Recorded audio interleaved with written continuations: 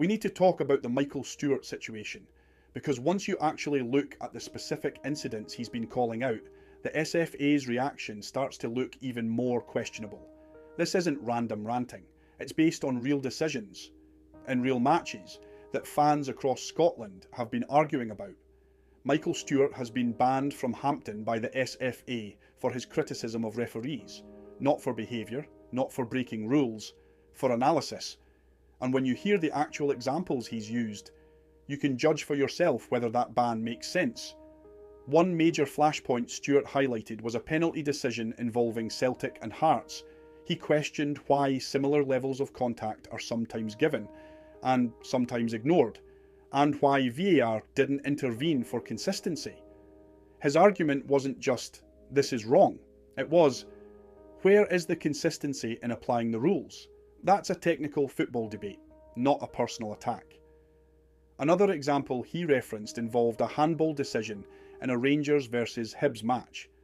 Stewart criticised the interpretation of handball and how VAR seemed to apply a different threshold compared to similar incidents in other games. Same rule, different outcome. That's what frustrates fans. And that's what Stewart was highlighting. He also pointed to a potential red card incident in an Aberdeen versus Celtic game.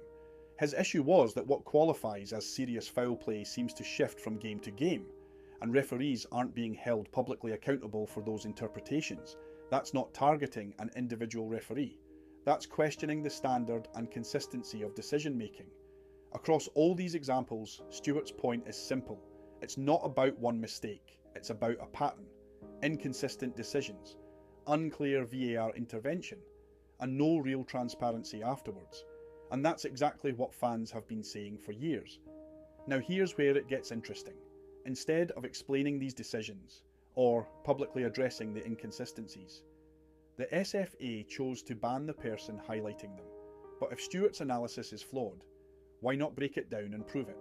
Show the rules, show the reasoning, show why he's wrong, because that would end the debate instantly.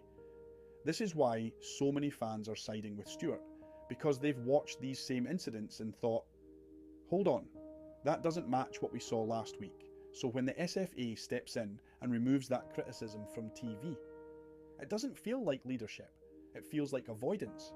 If pundits can't question VAR decisions, referee interpretations, or consistency across matches, then what exactly is their role? Because football without scrutiny is where standards start to drop. At the end of the day, this isn't about whether Michael Stewart is right 100% of the time. It's about whether he's allowed to ask the questions that thousands of fans are already asking. And right now, instead of answering those questions, the SFA have tried to silence them. So the question is simple. Are they protecting referees or avoiding accountability?